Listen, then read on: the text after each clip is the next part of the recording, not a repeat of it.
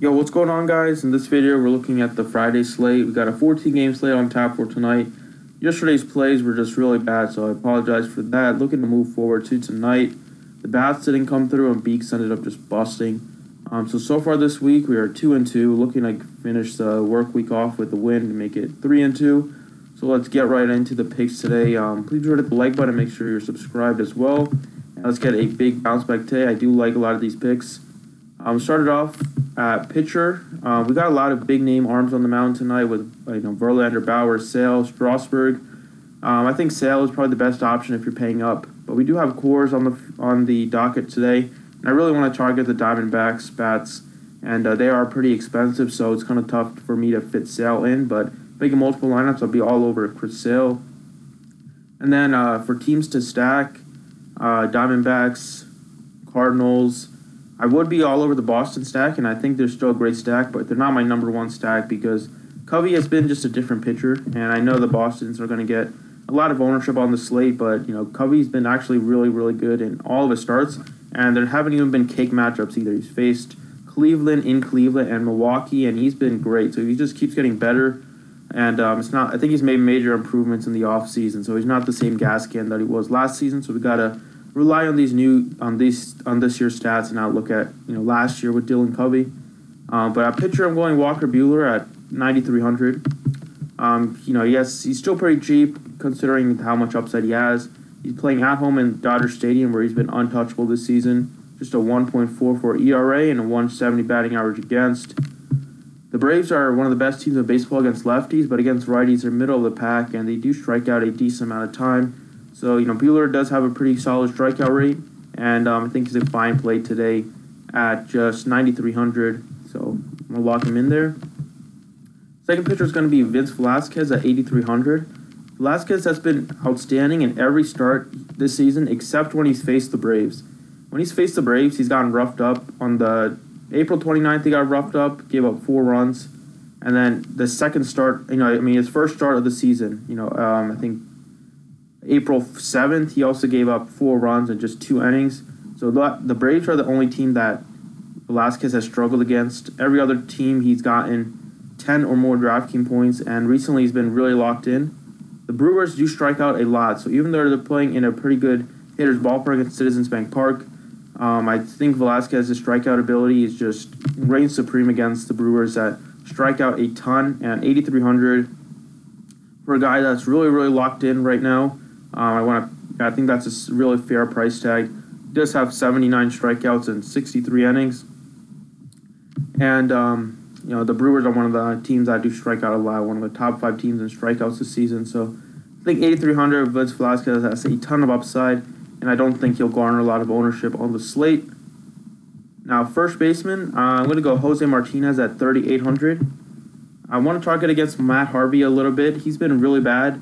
He's been extremely bad against lefties. Now, the Cardinals don't have a lot of lefties, but I think Martinez is still a solid option, a solid play here at first base. I was considering going with Paul Goldschmidt, but Goldschmidt's numbers against righties are just horrendous. So I can't endorse Paul Goldschmidt unless you just want to go on the full stack with the Diamondbacks. Then I would play him if you're going with a 1 through 5 stack. But Martinez is a really safe play. He's really starting to heat up. 19 and 17 his last 2. And he's been really solid against righties and lefties. He's batting over 300, good power, and I think he's a really fine play at 3,800. It's a nice, cheap value play. Second baseman, I'm going to go Matt Carpenter at 4,000. Leading off for this team, Matt Carpenter has just been locked in for the last couple weeks.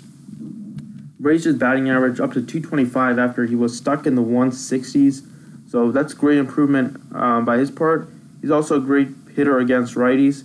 And Matt Harvey has just been horrible against lefties, like I mentioned.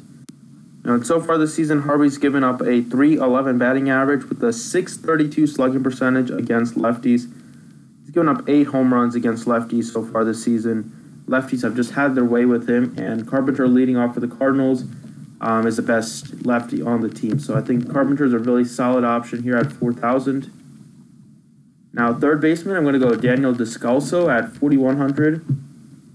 I love the Arizona Diamondback stack against Marquez, who has just been extremely bad at home this season. Shows ERA at home is over 7, I believe. Yeah, 7.22 at home with a 333 batting average against. So he's just been lit up at home in Coors, which is understandable. And with the weather as hot as it is in Colorado, and the Diamondbacks are starting to heat up, and they got John Jay in there. So if John Jay's in the starting lineup, then I really want to target this Arizona Diamondbacks. John Jay's great hitter against righties, and he should provide a spark at the top. So, Marquez is just horrible at home.